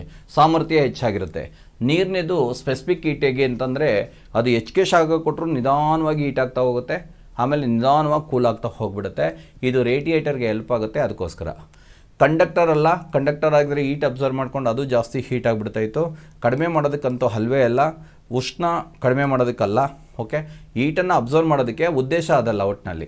ಓಕೆ, ಇದು ಕರೆಕ್ಟ್ ಆನ್ಸರ್ ಆಗುತ್ತೆ. ಸ್ಪೆಸಿಫಿಕ್ ಹೀಟನ್ನು ಹೊಂದಿರುತ್ತೆ ವಾಟ್ರು, ಅಂದರೆ ನಿಧಾನವಾಗಿ ಹೀಟನ್ನು ಅಬ್ಸರ್ವ್ ಮಾಡ್ಕೊಂಡು ಹೋಗುತ್ತೆ. ಹೀಟ್ ಆದಂಥ ನೀರು ನಿಧಾನವಾಗಿ ಕೂಲ್ ಆಗ್ತಾ ಬಂದುಬಿಡುತ್ತೆ. ಉದಾಹರಣೆಗೆ ನೀವು ನೋಡಿ, ಸಮುದ್ರ ಹೀಟ್ ಆಗಬೇಕಾದ್ರೆ 3 ರಿಂದ 4 ಗಂಟೆ ತೆಗೆದುಕೊಳ್ಳುತ್ತೆ. 3 ರಿಂದ 4 ಗಂಟೆವರೆಗೆ ಹೀಟ್ ಆದಂಥ ಸಮುದ್ರ ಕೂಲ್ ಆಗೋದಕ್ಕೆ ಬೆಳಗ್ಗೆ 3 ರಿಂದ 4 ಗಂಟೆವರೆಗೂ ತೆಗೆದುಕೊಳ್ಳುತ್ತೆ. ಇದಕ್ಕೆ ನಾವು ಸ್ಪೆಸಿಫಿಕ್ ಹೀಟ್ ಅಂತ ಕರಿತೀವಿ. ಆದ್ದರಿಂದ ನೀರನ್ನು ರೇಡಿಯೇಟರ್ನಲ್ಲಿ ತಂಪಕವಾಗಿ ಕೂಲೆಂಟಾಗಿ ಇಂಜಿನನ್ನು ಕೂಲ್ ಮಾಡೋದಕ್ಕೆ ಇದನ್ನು ಹಾಕ್ತಾರೆ.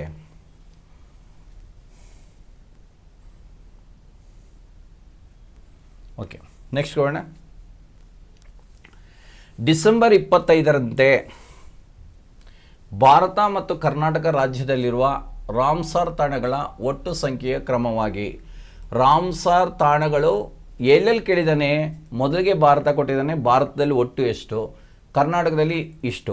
ಯಾವಾಗ ಅಂತ ಕೇಳಿದ್ದಾನೆ, ಡಿಸೆಂಬರ್ 25ರವರೆಗೆ. ಇದು ಕರೆಂಟ್ ಇವೆಂಟ್ಸ್ ಆದರೂ ಕೂಡ ಇದು ರೀಸೆಂಟಾಗಿ ಎಲ್ಲ ಇದರೊಳಗೂ ಬಂದಂಥ ಪ್ರಶ್ನೆ. ಇದು 96 ರಾಮ್ಸಾರ್ ತಾಣಗಳು ಭಾರತದಲ್ಲಿ ಡಿಸೆಂಬರ್ 25ರವರೆಗಿವೆ. ಕರ್ನಾಟಕದಲ್ಲಿ ಒಟ್ಟು 4 ತಾಣಗಳಿವೆ. 96 ಮತ್ತು 4 ಅನ್ನೋದು ಕರೆಕ್ಟ್ ಆನ್ಸರ್ ಇದರೊಳಗೆ. ಓಕೆ, ಇದು ಅವಶ್ಯಕತೆ ಇಲ್ಲ ಬೇರೆಯವಕ್ಕೆ ಹೋಗೋದಕ್ಕೆ. ಕಾರಣ ನೇರವಾಗಿ ಭಾರತ ಅಂದಾಗ 96, ಕರ್ನಾಟಕ ಅಂದಾಗ 4. ಅದರಿಂದ ಇವು 3 ಆಪ್ಷನ್ಸ್ಗಳು ತಪ್ಪಾಗಿರ್ತವೆ.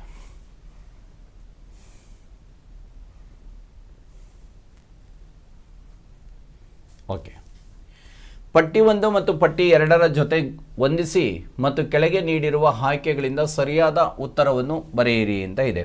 ಓಕೆ, ಮೊದಲಿಗೆ ಹೇಳಿದರೆ ಪರಿಸರ ಕಾಯ್ದೆ.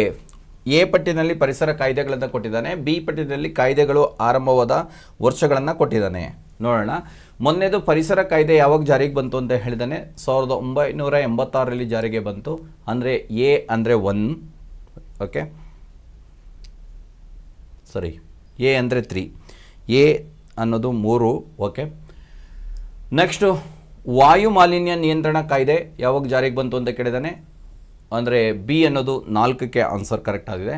ಓಕೆ, ನೆಕ್ಸ್ಟು ಜಲಮಾಲಿನ್ಯ ಯಾವಾಗ ಜಾರಿಗೆ ಬಂತು ಅಂತಂದರೆ 1974ರಲ್ಲಿ ಬಂತು. ಓಕೆ, ಮ್ಯಾಟ್ರಿಯಲ್ ಇದು ಬಂದಿದ್ದು 1989ರಲ್ಲಿ. ಡಿ ಅಂದರೆ 2. ಓಕೆ, ಈಗ ನೋಡೋಣ. ಪರಿಸರ 1, 3, 1, 3, 2, 4, 3 2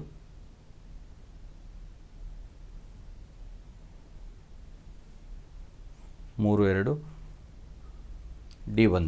ಓಕೆ, ಇದು ಕರೆಕ್ಟ್. ಒಂದು ಕರೆಕ್ಟ್ ಆಗಿರುವಂತಹ ಆನ್ಸರು ಗೊತ್ತಿರಲಿ. ಇನ್ನೊಮ್ಮೆ ನೋಡೋಣ. ಪರಿಸರ ಕಾಯ್ದೆ 1984ನಲ್ಲಿ ಭೂಪಾಲ್ ಅನಿತಾ ದುರಂತ ಆದಮೇಲೆ ಪರಿಸರ ಕಾಯ್ದೆಯನ್ನು ಜಾರಿಗೆ ತರಬೇಕು ಅಂತ ನಾವು ಯೋಚನೆ ಮಾಡಿದ್ವಿ. 1986ರಲ್ಲಿ ಮೊಟ್ಟ ಮೊದಲಿಗೆ ಪರಿಸರ ಕಾಯ್ದೆಯನ್ನು ಜಾರಿಗೆ ತಂದ್ವಿ. ವಾಯುಮಾಲಿನ್ಯ ನಿಯಂತ್ರಣವನ್ನು 1981ರಲ್ಲಿ ಮಾಡಿದ್ವಿ. ಕಾರಣ ವಾಯು ಪೊಲ್ಯೂಟೆಡ್ ಆಗ್ತಾ ಇದೆ, ಮುಂದಿನ ದಿನಗಳಲ್ಲಿ ಅದರ ಗುಣಮಟ್ಟವನ್ನು ಮೇಂಟೈನ್ ಮಾಡಬೇಕು ಅನ್ನುವಂಥ ದೃಷ್ಟಿಯಿಂದ 81ರಲ್ಲಿ ಇದನ್ನು ಮಾಡಿದ್ದು. ಜಲಮಾಲಿನ್ಯವನ್ನು ನಿಯಂತ್ರಣ ಮಾಡಿದ್ದು ನೀವು ಎಲ್ಲರಿಗೂ ಗೊತ್ತಿರುತ್ತೆ, 1974ನಲ್ಲಿ ಮಾಡಿದ್ದು. ಮ್ಯಾಟ್ರಿಯಲ್ ಒಪ್ಪಂದ ಆಗಿದ್ದು 1989ರಲ್ಲಿ. ಓಕೆ, ಈಗ ನೀವು ಒಂದೊಂದನ್ನೇ ಗುರ್ತಾಕೊಂಡ್ರೆ ನಿಮಗೆ ಕರೆಕ್ಟಾಗಿ ಆನ್ಸರನ್ನು ಮಾಡೋದಕ್ಕೆ ಹೆಲ್ಪ್ ಆಗುತ್ತೆ ಅಂತ ಹೇಳ್ತಾ ನೆಕ್ಸ್ಟ್ ಇದಕ್ಕೆ ಹೋಗೋಣ. ಇದು ಸಿಂಪಲ್ ಆಗಿದ್ದರೂ ಕೂಡ ಕಾಂಪ್ಲಿಕೇಟ್ ಆಗಿದೆ, ಒಂದು ಸ್ವಲ್ಪ ನೋಡಿಕೊಂಡು ಮಾಡಬೇಕಾಗುತ್ತೆ ಇದನ್ನ, ಈ ಥರದವನ್ನು. ನೆಕ್ಸ್ಟ್ ಹೋಗೋಣ. ಅಪಾಯಕ್ಕೆ ಒಳಗಾಗಿರುವ ಸಂಭವನೀಯ ಎಂಡೇಂಜರಸ್.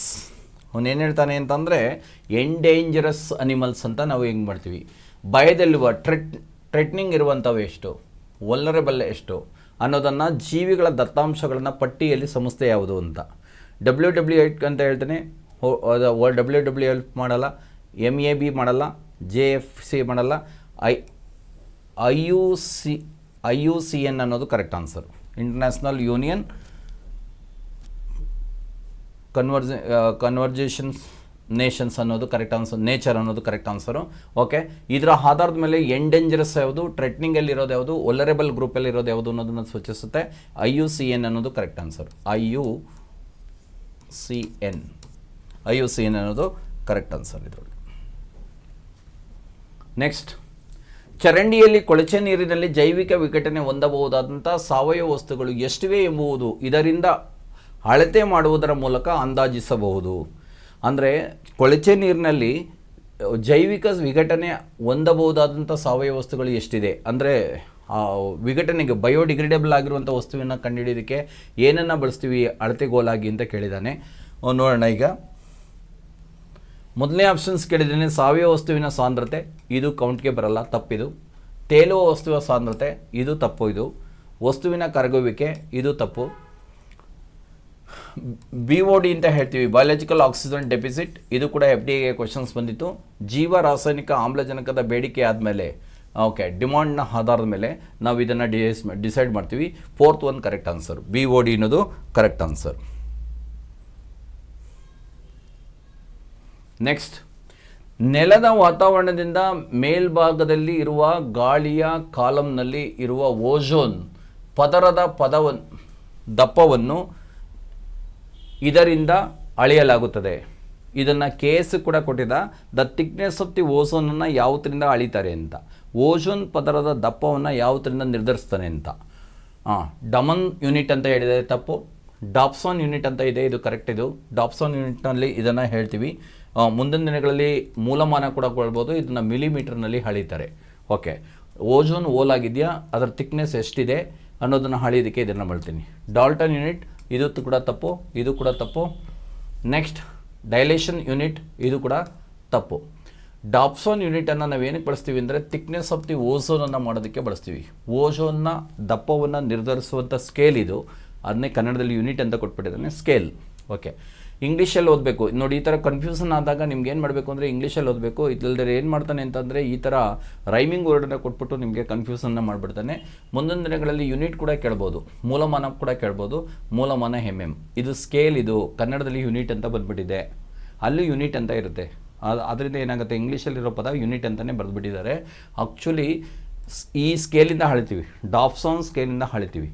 ಯಾವ ಮೂಲಮಾನದಲ್ಲಿ ಹೇಳ್ತೀವಿ ಅಂದರೆ MM, ಮಿಲಿಮೀಟರ್ನಲ್ಲಿ ಅಳಿತೀವಿ ಇದನ್ನು. ಓಕೆ,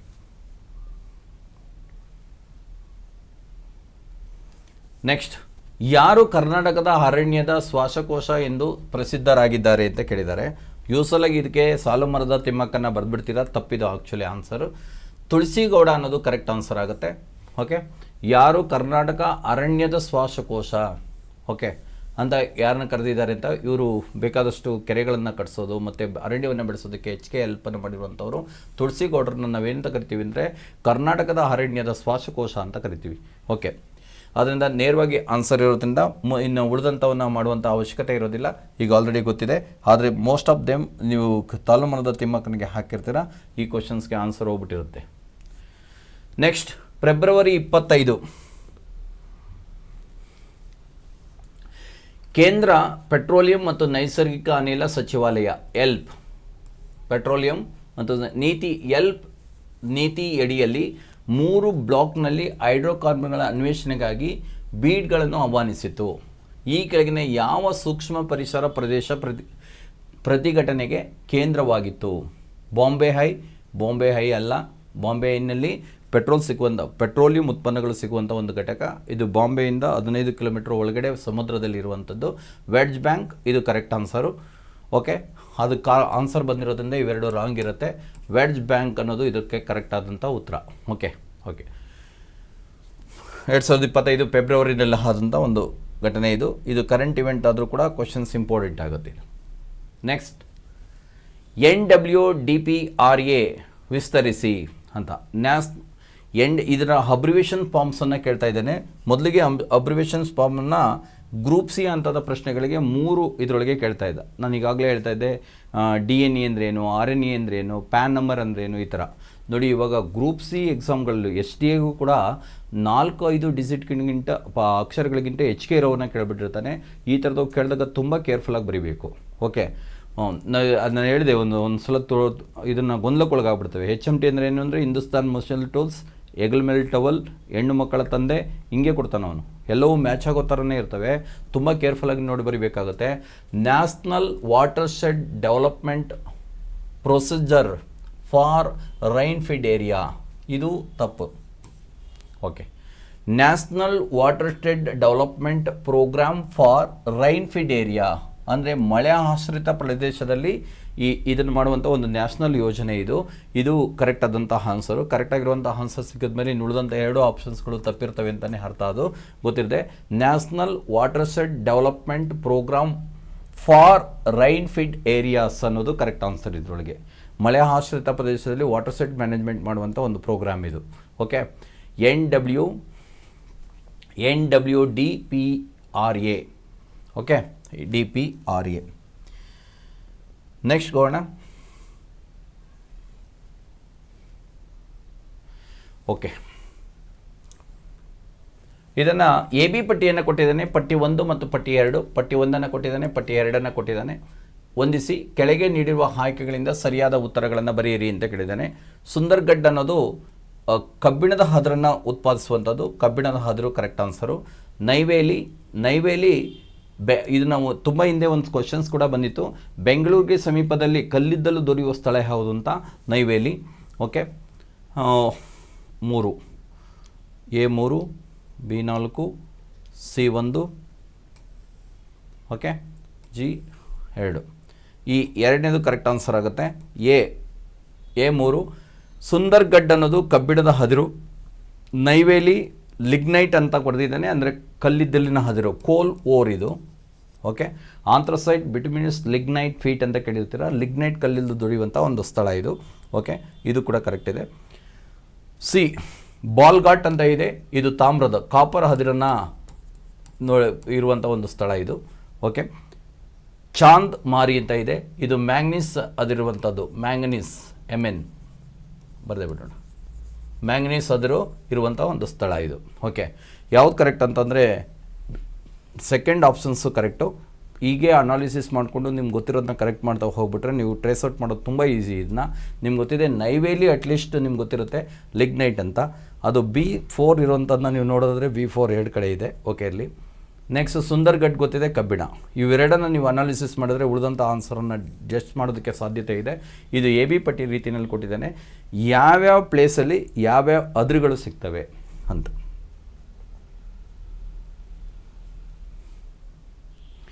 ನೆಕ್ಸ್ಟ್, ಕೆಳಗಿನ ಮೋಡಗಳ ಕ್ರಮಗಳನ್ನು ಅವುಗಳ ಎತ್ತರಕ್ಕೆ ಅನುಗುಣವಾಗಿ ಆಯ್ಕೆ ಮಾಡಿ ಬರೆಯಿರಿ ಅಂತ ಕೇಳ್ತಾನೆ. ಇದರಲ್ಲೂ ಕೂಡ ನೀವು ಜಿಯೋಗ್ರಫಿನಲ್ಲಿ ಕೂಡ ನೋಡ್ಬೋದು ಇದನ್ನ. ಓಕೆ, ಎ ಆಪ್ಷನ್ಸು ಇದರೊಳಗೆ ಕರೆಕ್ಟಾಗಿರುವಂಥದ್ದು. ಕೆಳಗಿನ ಮೋಡಗಳ ಕ್ರಮವಾಗಿ ಹಿಮಕರ್ಣ ಮೋಡಗಳು. ಓಕೆ, ಎ ಇದು ಒಂದನೇದು. ಓಕೆ, ಎರಡನೇದು ಹಿಮಕರ್ಣ ಪದರದ ಮೋಡಗಳು ಎರಡನೇದು. ಬಿ ಉನ್ನತ ಪದರದ ಮೋಡಗಳು, ಇದು 3ನೇದು, ಇದು 4ನೇದು. ಹಾಗಾದರೆ ಎ ಸಿ ಬಿ ಡಿ ಅನ್ನೋದು ಕರೆಕ್ಟ್ ಆನ್ಸರ್ ಆಗುತ್ತೆ. ಅಂದರೆ 1ನೇದು ಕರೆಕ್ಟ್ ಆನ್ಸರ್ ಆಗುತ್ತೆ. ಮೋಡಗಳ ಕ್ರಮಗಳನ್ನು ಅವಳ ಎತ್ತರಕ್ಕೆ ಅನುಗುಣವಾಗಿ ಈ ರೀತಿಯಲ್ಲಿ ಮಾಡ್ತೀವಿ. ಹಿಮಕರ್ಣ ಮೋಡಗಳು, ನೆಕ್ಸ್ಟ್ ಹಿಮಕರ್ಣ ಪದರಗಳ ಮೋಡಗಳು, ನೆಕ್ಸ್ಟ್ ಉನ್ನತ ಪದರದ ಮೋಡಗಳು, ವೃಷ್ಟ ಪದರದ ಮೋಡಗಳು ಅಂತ ಆರ್ಡ್ರ್ನಲ್ಲಿ ಇದನ್ನು ಜೋಡಿಸಿರ್ತೀವಿ. ಆರ್ಡ್ರ್ನಲ್ಲಿ ನಾವು ಇದನ್ನು ಓದ್ತೀವಿ ಕೂಡ.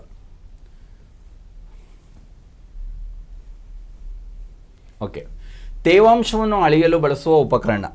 ಓಕೆ ನೋಡಿ, ಇದೇ ಲಾಜಿಕ್ ನಾನು ಹೇಳಿದೆ. ಅಲ್ಲಿ ಅನಿಮೋಮೀಟ್ರ್ ಕೇಳಿದ್ದ, ಬಾರೋಮೀಟ್ರ್ ಕೇಳಿದ್ದ. ಹಾಗಾದರೆ ಇದೇ ರೀತಿಯಲ್ಲಿ ಒಂದು ಉಪಕರಣದ ಮೇಲೆ ಒಂದು ಕ್ವಶನ್ಸ್ ಬರ್ತದೆ ಅಂತ ನೀವು ಗೆಸ್ ಕೂಡ ಮಾಡ್ಬೋದಿತ್ತು ಇದರೊಳಗೆ ಅಂತ ಅನ್ಕೊತೀನಿ. ಓಕೆ, ಎನಿವೆ ತುಂಬ ಈಸಿಯಾಗಿರೋದೇ ಕೇಳಿದ್ದಾನೆ. ವಾತಾವರಣದಲ್ಲಿ ಎಷ್ಟು ತೇವಾಂಶ ಇದೆ ಅನ್ನೋದನ್ನು ಅಳೆಯೋದಕ್ಕೆ ನಾವು ಬಾರೋಮೀಟ್ರನ್ನ ಬಳಸಲ್ಲ, ಒತ್ತಡವನ್ನು ಅಳೆಯೋದಕ್ಕೆ ಬಳಸುವಂಥದ್ದು. ಅನಿಮೋಮೀಟ್ರನ್ನ ಬಳಸಲ್ಲ, ಗಾಳಿಯ ವೇಗವನ್ನು ಅಳೆಯೋದಕ್ಕೆ ಬಳಸೋದು. Hydrometer correct answer. ನೆಕ್ಸ್ಟ್ ಸಿಲೋಮೀಟರ್ ಇದೆ, ಇದು ಕೂಡ ತಪ್ಪು. ಓಕೆ, ಹಾಗಾದರೆ ಹೈಗ್ರೋಮೀಟರ್ ಅನ್ನೋದು ಕರೆಕ್ಟ್ ಆನ್ಸರು. ವಾತಾವರಣದ ತೇವಾಂಶವನ್ನು ಅಳೆಯೋದಕ್ಕೆ, ಹ್ಯುಮಿಡಿಟಿಯನ್ನು ಅಳೆಯೋದಕ್ಕೆ ಇದನ್ನು ಬಳಸ್ತೀವಿ.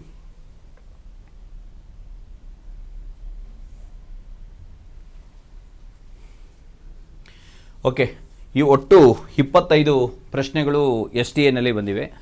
25 ಪ್ರಶ್ನೆಗಳಲ್ಲಿ ಒಂದು ಅಬ್ರಿವೇಷನ್ ಕ್ವಶನ್ಸನ್ನು ಬಿಟ್ಟರೆ ಇನ್ನು ಉಳಿದೆಲ್ಲವೂ ಕೂಡ ನಮ್ಮ ಸಮಗ್ರ ಸ್ಪರ್ಧಾ ವಿಜ್ಞಾನದಲ್ಲಿ ಇದೆ ಅಂತ ಹೇಳ್ತಾ, ಒಂದಿದು ಸಮಗ್ರ ಸ್ಪರ್ಧಾ ವಿಜ್ಞಾನ ಈ ಪುಸ್ತಕದ ಟೋಟಲ್ 600 ಪೇಜ್, ಅರೌಂಡ್ 600 ಪೇಜಸ್ ಇದೆ. A1 ಸೈಜ್ನಲ್ಲಿದೆ. 600 ರೂಪೀಸ್ ಇಡಬೇಕು, ಆದರೆ ನಾವು ಇಟ್ಟಿರೋದು 498 ರೂಪೀಸನ್ನು ಇಟ್ಟಿದ್ದೀವಿ. ಅಂದರೆ 100 ರೂಪೀಸ್ ಅಷ್ಟು ಇಲ್ಲೇ ಕಡಿಮೆ ಆಗಿದೆ.